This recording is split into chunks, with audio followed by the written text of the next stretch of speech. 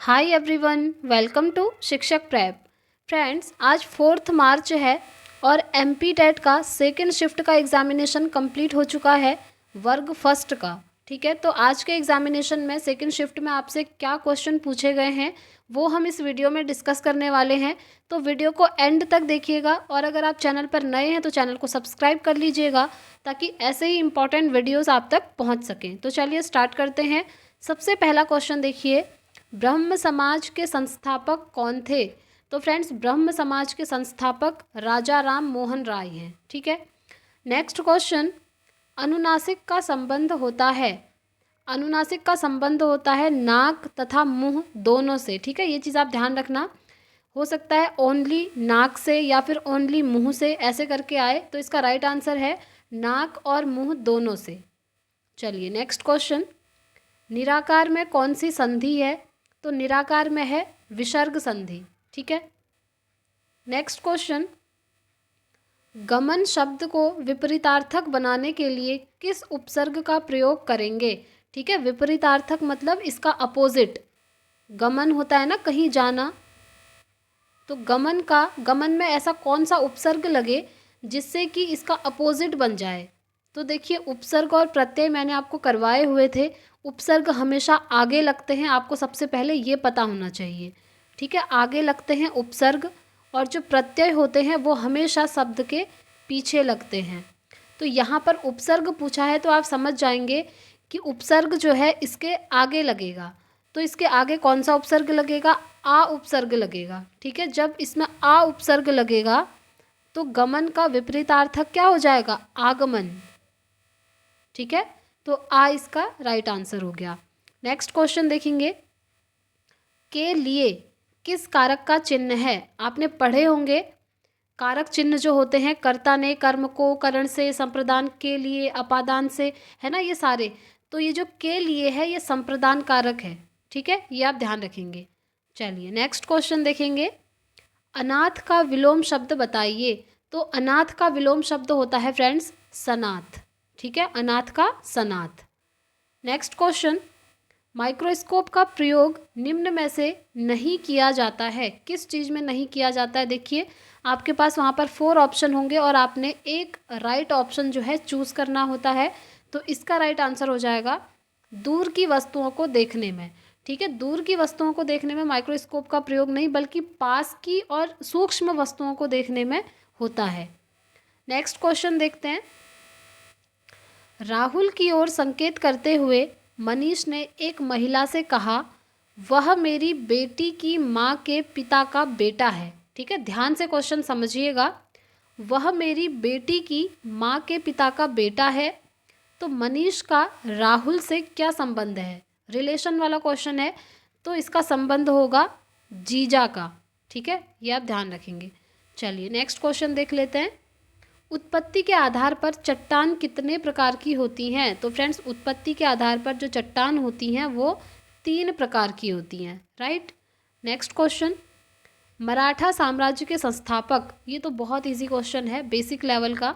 मराठा साम्राज्य के संस्थापक हैं शिवाजी। राइट, नेक्स्ट क्वेश्चन, ईसाई धर्म का प्रमुख ग्रंथ कौन सा है? तो ईसाई धर्म का प्रमुख ग्रंथ है फ्रेंड्स बाइबिल। ठीक है, ये नाम आप याद रखिए, बाइबिल। राइट, नेक्स्ट क्वेश्चन, ईसाई धर्म के संस्थापक, तो इसके संस्थापक हैं ईसा मसीह।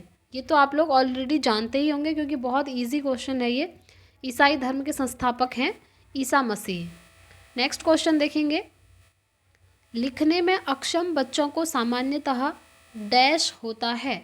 आपने बताना है जो बच्चे जिन्हें लिखने में प्रॉब्लम होती है उन बच्चों के अंदर कौन सा अधिगम विकार होता है, यानी कि कौन सी लर्निंग डिसेबिलिटी होती है। तो वो होती है फ्रेंड्स डिस्ग्राफिया।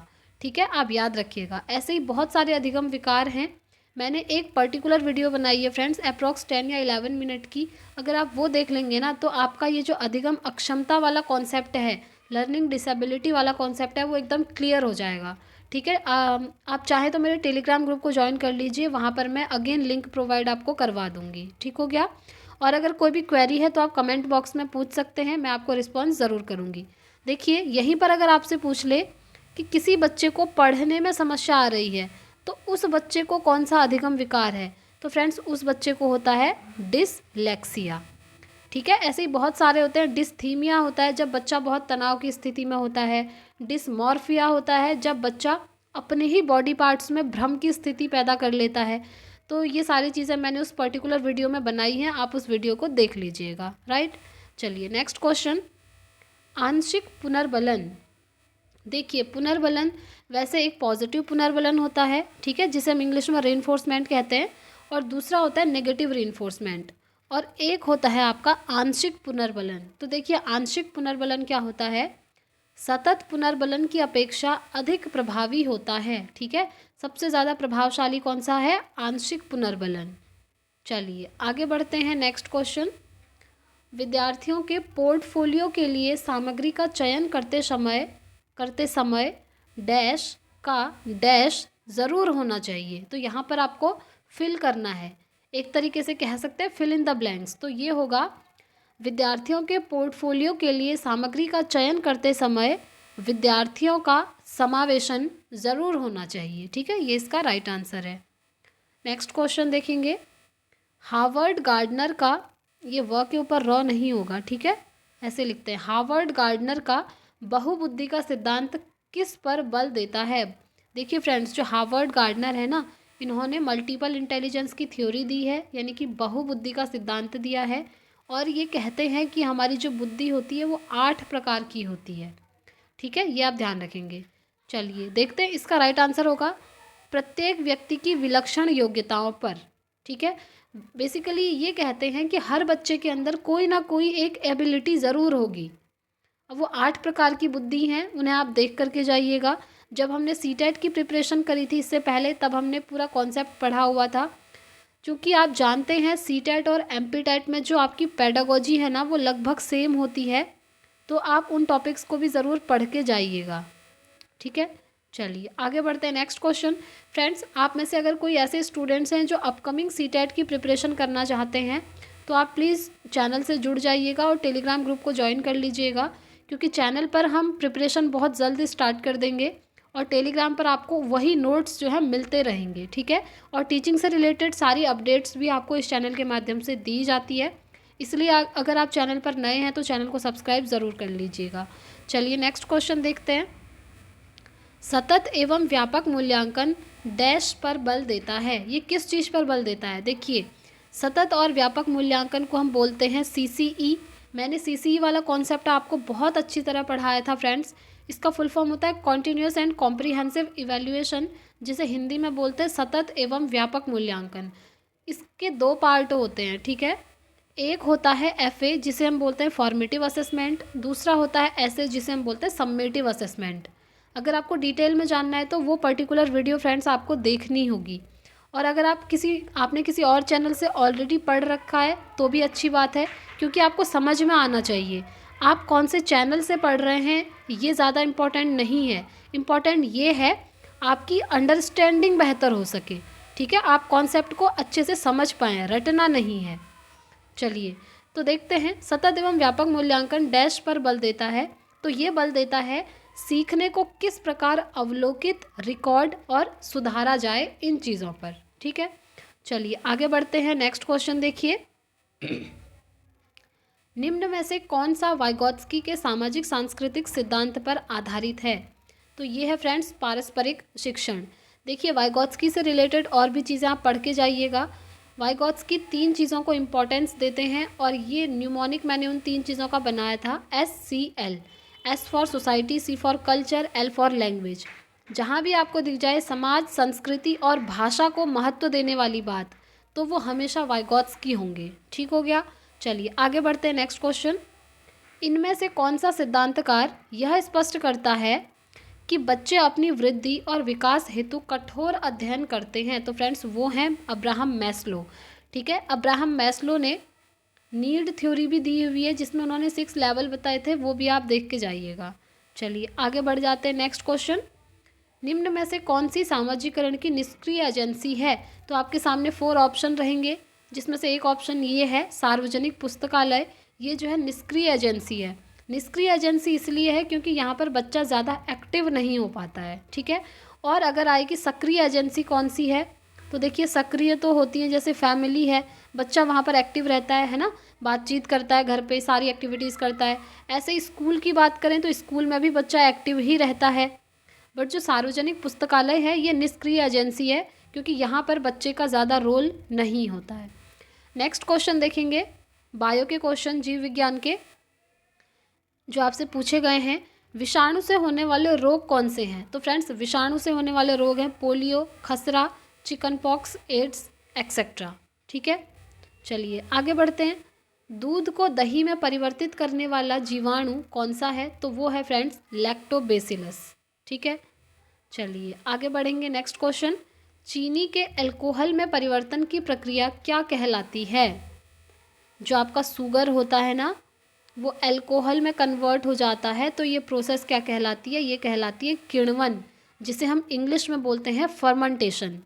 ठीक हो गया, चलिए आगे बढ़ते हैं। नेक्स्ट क्वेश्चन, पहला जैव मंडल संरक्षित क्षेत्र, राइट आंसर है नीलगिरी।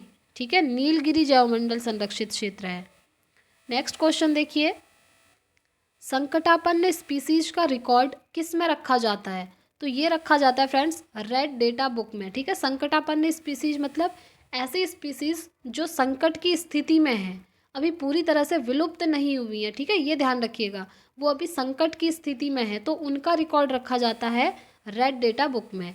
नेक्स्ट क्वेश्चन, केंद्रक के अंदर निम्न में से क्या पाया जाता है? तो देखिए फ्रेंड्स, ये आपका केंद्रक है, न्यूक्लियस है, इसके अंदर न्यूक्लियोलस पाया जाता है जिसे हम केंद्रिका कहते हैं, और साथ में क्रोमोसोम्स पाए जाते हैं। ठीक है, और क्रोमोसोम्स के अंदर आपके जीन्स होते हैं, ये भी याद रखिए। चलिए आगे बढ़ते हैं। नेक्स्ट क्वेश्चन, माइटोकॉन्ड्रिया का कार्य बताइए। तो माइटोकॉन्ड्रिया का कार्य होता है एटीपी के माध्यम से एनर्जी प्रोवाइड करना। ठीक है, ऊर्जा देना। चलिए नेक्स्ट क्वेश्चन, स्पोरीन को सर्वप्रथम किसके द्वारा विकसित किया गया था? तो इसे किया गया था जर्मनी के द्वारा। चलिए नेक्स्ट क्वेश्चन, निम्न में से कौन सा रोग घरेलू मक्खियों द्वारा संचारित नहीं होता है? तो फ्रेंड्स ये जो पीत ज्वर है ना, ये घरेलू मक्खियों से नहीं होता है। ठीक, चलिए नेक्स्ट क्वेश्चन आपसे जो पूछा गया देख लेते हैं। देखिए, अस्थियों को घोलने वाली कोशिकाएं कौन सी होती हैं? अस्थियों को घोलने वाली कोशिकाएं, तो वो हैं फ्रेंड्स ऑस्टियोक्लास्ट्स। ठीक है, ये नाम आप याद रखिए। चलिए आगे बढ़ते हैं। नेक्स्ट क्वेश्चन, निम्न में से एंटी सीरम में क्या उपस्थित होते हैं? तो एंटी सीरम में एंटीबॉडीज उपस्थित होते हैं। नेक्स्ट क्वेश्चन है बेलाडोना, ये एक औषधि का नाम है। ठीक है, बेलाडोना नामक औषधि किससे प्राप्त होती है? तो ये प्राप्त होती है फ्रेंड्स एट्रोपा से। चलिए आगे बढ़ते हैं। नेक्स्ट क्वेश्चन, न्यूरॉन के किस भाग पर स्वान कोशिकाएं होती हैं? तो करेक्ट आंसर होगा एक्सोन, एक्सोन पर। नेक्स्ट क्वेश्चन, सामान्यतया वृद्धि वक्र की आकृति कैसी होती है? तो ये होती है फ्रेंड्स सिग्मोइड। ठीक है, ये होती है सिग्मोइड। चलिए नेक्स्ट क्वेश्चन देखेंगे, संश्लेषित वैक्सीन क्या कहलाती है? संश्लेषित वैक्सीन कहलाती है फ्रेंड्स द्वितीय तथा तृतीय पीढ़ी की वैक्सीन। ठीक है, तो ऐसे याद रखिए, द्वितीय तथा तृतीय पीढ़ी की वैक्सीन क्या कहलाती है? वो कहलाती है संश्लेषित वैक्सीन। ठीक है, नेक्स्ट क्वेश्चन, केंचुए की स्किन कैसी होती है? स्किन, ठीक है, SKIN, ये जो स्किन होती है ये कैसी होती है? ये होती है मॉइस्ट एंड स्लिमी। आप कह सकते हैं नमी युक्त होती है, फिसलने वाली। आपने देखा होगा केंचुए को, अर्थवर्म को, है ना, तो उनकी जो स्किन होती है बाहर से वो एकदम मॉइस्ट होती है, स्लिमी होती है, वो देख के ही फील होता है। ठीक है, तो फ्रेंड्स इस वीडियो में इतना ही है। ये थे क्वेश्चंस जो आज आपसे पूछे गए सेकंड शिफ्ट में। आई होप आपको वीडियो पसंद आया होगा और आपके लिए हेल्पफुल रहा होगा। पसंद आया है तो प्लीज़ वीडियो को लाइक एंड शेयर ज़रूर करिएगा। चैनल को सब्सक्राइब कर लीजिएगा ताकि आने वाले वीडियोस की नोटिफिकेशंस आपको मिलती रहें। और अगर आपका कोई डाउट है तो आप कमेंट बॉक्स में मुझसे पूछ सकते हैं। और फ्रेंड्स आप चाहें तो मुझे टेलीग्राम पर ज्वाइन कर लीजिए। अगर आप में से कोई ऐसे स्टूडेंट्स हैं जो अपकमिंग सीटेट की प्रिपरेशन करने वाले हैं तो आप चैनल से ज़रूर जुड़ जाइएगा। हमने पहले भी सीटेट की प्रिपरेशन करी हुई थी, इस बार अब नए तरीके से करने वाले हैं। ठीक है, क्योंकि थोड़ा बहुत चेंजेस हुआ है क्वेश्चन पेपर में, आपने देखा होगा जैसे EVS में चेंजेस हुआ था। ठीक है, तो उसकी बात हम दूसरी वीडियो में करेंगे। अभी इस वीडियो में हम इतना ही रखते हैं, मिलते हैं नेक्स्ट वीडियो में। तब तक के लिए thank you, bye bye, take care, all the very best.